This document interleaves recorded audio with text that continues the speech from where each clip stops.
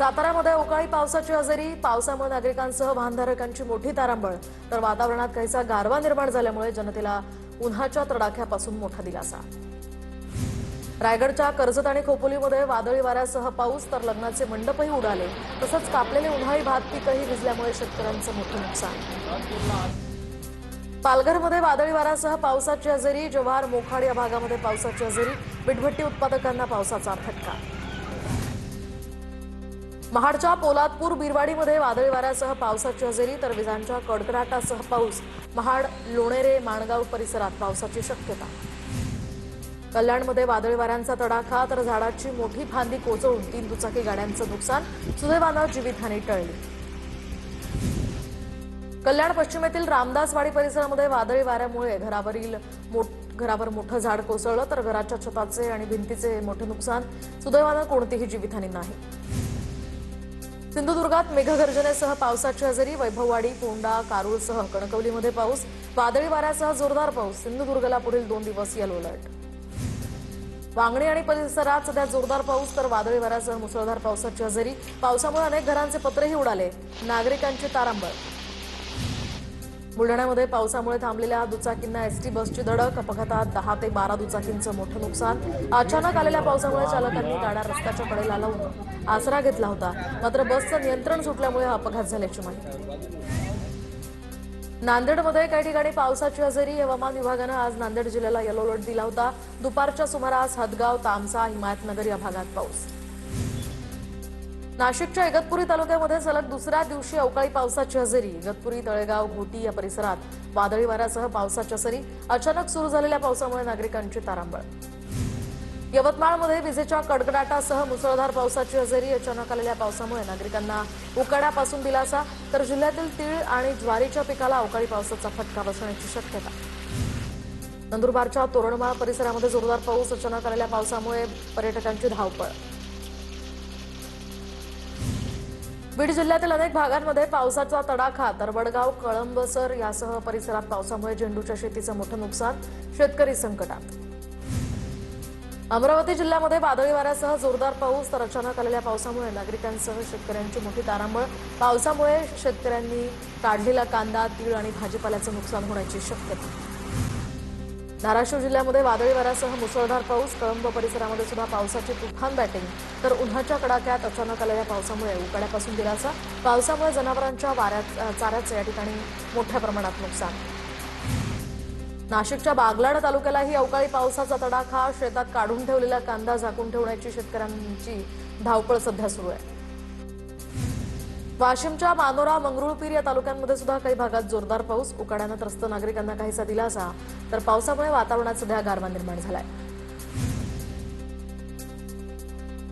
तर जळगावच्या चाळीसगाव तालुक्यामध्ये सुद्धा अवकाळी पावसाची हजेरी, पावसामुळे कांदा, पपई, मका, भुईमूग या पिकांचं नुकसान, पुढील 2 ते 3 दिवस जिल्ह्यामध्ये पावसाचा अंदाज। वाशिमच्या मानोरा तालुक्यातल्या वडगावमध्ये लग्न मंडपावर सोलर खांब कोसळून अपघातामध्ये 4 जण किरकोळ जखमी, तर 2 जण गंभीर जखमी। नाशिकच्या लासलगावमध्ये बेदाण्याच्या व्यवसाय सध्या अंतिम टप्प्यात, तर अनेक अडचणींचा सामना करून बेदाण्यांना दर मिळत नसल्यानं शेतकऱ्यांमध्ये नाराजी।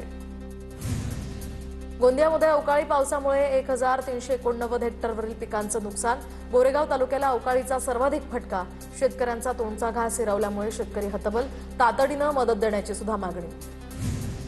गडचिरोली विमानतळासाठी होणाऱ्या जमीन अधिग्रहणाला शेतकऱ्यांचा विरोध, अधिग्रहण सुरू असताना महसूल अधिकाऱ्यांविरोधात शेतकऱ्यांचं घेराव आंदोलन। अमरावतीच्या चांदूर बाजार तालुक्यातल्या पूर्णा नदीचं पात्र कोरडं, तर नदी कोरडी झाल्यामुळे परिसरातील विहिरींवर परिणाम। पुण्याच्या खेडमध्ये भीमा नदी जलपर्णीच्या विळख्यात, नदीपात्रात जलपर्णीचं साम्राज्य पसरल्यामुळे परिसरात आरोग्याचा प्रश्न निर्माण। यवतमाळच्या आर्णीतील तालुक्यात देवगावला पाणी टंचाईची झळ, तर हंडाभर पाण्यासाठी महिलांची भटकंती, गावाबाहेरील विहिरीवरून पाणी आणण्याची वेळ। वाशिमच्या अनेक भागांमध्ये पाणी पुरवठा विस्कळीत, नागरिक हैराण, तर अनेक भागांमध्ये तळांना पाणीच येत नसल्यानं नागरिकांना टँकर आणि खासगी पाण्यावर अवलंबून राहण्याची वेळ। अहिल्यानगर जिल्ह्यामध्ये उन्हाची तीव्रता वाढल्यामुळे पाणी टंचाईचं संकट, शासनाकडून 25 गावं आणि 125 वस्त्यांवर 20 टँकरद्वारे पाणी पुरवठा। नगर तालुक्यातल्या इमामपूर गावामध्ये 2 टँकर सुरू असून सुद्धा 1 दिवसाआड पाणी पुरवठा, नियमित पाणी पुरवठा करण्याची नागरिकांची मागणी। धाराशिवच्या सीना कोळेगाव या धरणामध्ये 21.49% पाणीसाठा. गेल्या वर्षीच्या तुलनेत यंदा पाणीसाठ्यात किंचितची वाढ. नागरिकांनी पाणी जपून वापरण्याचंही प्रशासनाचं आवाहन. वाशिम जिल्ह्यामध्ये उष्णतेचा कहर कायम. जिल्ह्यामध्ये 42.6 अंश सेल्सिअस तापमानाची नोंद. विदर्भातील जिल्ह्यांमध्ये सर्वाधिक तापमानाच्या यादीत इतिहासात पहिल्यांदाच वाशिम जिल्हा अव्वल स्थानी.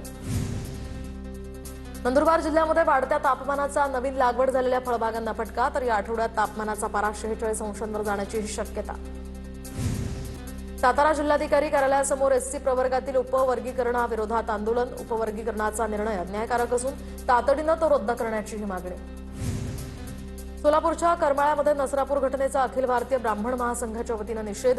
चिमुकलीची अत्याचार केल्यानंतर हत्या करणाऱ्या आरोपीला फाशीच्या शिक्षेची मागणी. शिर्डीतील साईबाबा संस्थांचा दिलासादायक निर्णय. राज्यातील आत्महत्याग्रस्त शेतकऱ्यांच्या मुलांसाठी मोफत शिक्षण आणि निवास व्यवस्थेचीही या ठिकाणी व्यवस्था केली जाणार. कोल्हापूरच्या इचलकरंजीमध्ये कापड व्यापारामध्ये आता 42 लाखांचा अपहार केल्याप्रकरणी गावभाग पोलीस ठाण्यामध्ये 3 जणांविरोधात गुन्हा. भंडारा जिल्ह्यामध्ये समग्र शिक्षा अभियानातील कंत्राटी कर्मचाऱ्यांचं आंदोलन तीव्र. 60 दिवसांपासून आझाद मैदानावर आंदोलन सुरू. कायम नोकरीच्या मागणीसाठी 8 मे रोजी 26 महिला कर्मचारी जिल्हाधिकारी कार्यालयासमोर मुंडन आंदोलन करणार. डहाणू दिवा मेमू पॅसेंजर रेल्वेमध्ये मराठीला दुय्यम स्थान दिलं जात असल्याचा आरोप. तर पॅसेंजर गाडीच्या डब्यात गुजराती जाहिराती प्रसिद्ध करत असल्याचाही आरोप. गुजराती जाहिरातींमुळे मराठी भाषिक प्रवाशांमध्ये संताप. तर जाहिराती मराठी करण्याची प्रवाशांची रेल्वे मंत्रालयाकडे मागणी.